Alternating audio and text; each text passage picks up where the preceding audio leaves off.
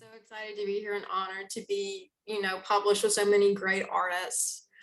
So I'm going to be reading an excerpt of my short story that appears in this issue called Tragedies Big and Small. A little bit of context. This is following a woman who, while she is physically recovered from a car accident, mentally, emotionally, she's still very much in that moment. And as a result, has started isolating herself. She doesn't really talk to anyone except for her therapist, and has recently started talking to her houseplant, who has begun talking back to her. Oddly enough, I never dreamed of the wreck. My brain's attempt to block out trauma, Nora said. Those times when I felt less generous toward her, I imagined what her trauma was. All therapists should suffer something before they're allowed to help others, I would decide. Then wonder whether I'd always been such a terrible person, the kind who'd wish that on anyone and weigh my tragedy against theirs. I went down to my car again that night, going through Nora's goals and waiting until the pill I'd taken wrapped me safely in gauze. Perhaps braver, perhaps only detached, I touched the driver's side window. It didn't make me feel any better. Sunday, and the succulent complained again about needing to be replanted. I'm going to stop growing and be puny and get root rot, it told me. Root rot sounded pretty gross, but I couldn't take the succulent seriously. On top of being a dramatic little shit, it still wore the dangly sequin earrings I'd hooked over its sleeves last night. Or you'll what, shun me? If I did that, you'd really not have anybody to talk to.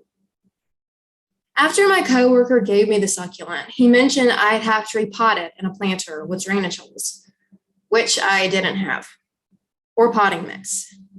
I could call an Uber, but knew the bus would offer more anonymity for carting the succulent around.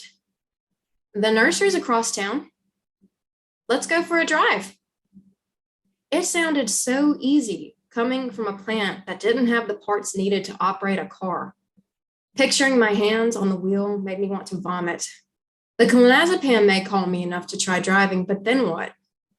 You're waffling, Evie, the succulent said. Come on, make a choice. The car was more intimidating in daylight. I'd gotten used to the darkness hiding it. I managed to open the passenger door without feeling as if my bones were lead-lined. The succulent's pot fit into the cup holder. I went around to the driver's side, grabbed the door handle. Didn't know whether I could get in. I'd been so excited once the doctor okayed me to drive, had already picked out a new car, then completely shut down when it was delivered. This, more than anything else, led to me losing it in front of Nora and her assuring me it would pass. I just had to be patient with myself.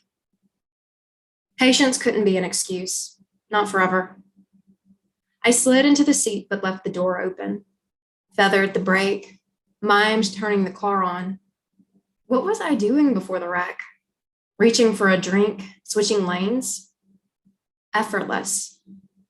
I wanted to be that Evie again, a woman who could touch her body, collarbones, inside her elbows, those many soft parts, and not know how breakable she was.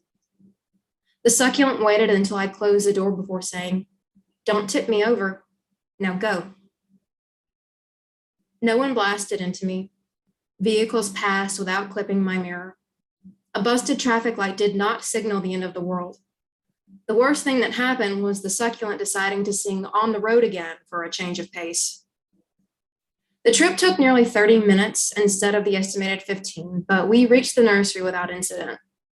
I let the succulent choose a pot while I searched for Miracle Grow and walked the aisles, fingers ticking across flowers as I read their identification cards. Butterfly bush, caladium, hollyhock. Waxy cacti in the shade bloomed red as pomegranates. Others reminded me of sea urchins with their spines. The sunflower seed packets sounded like rain sticks when I shook them.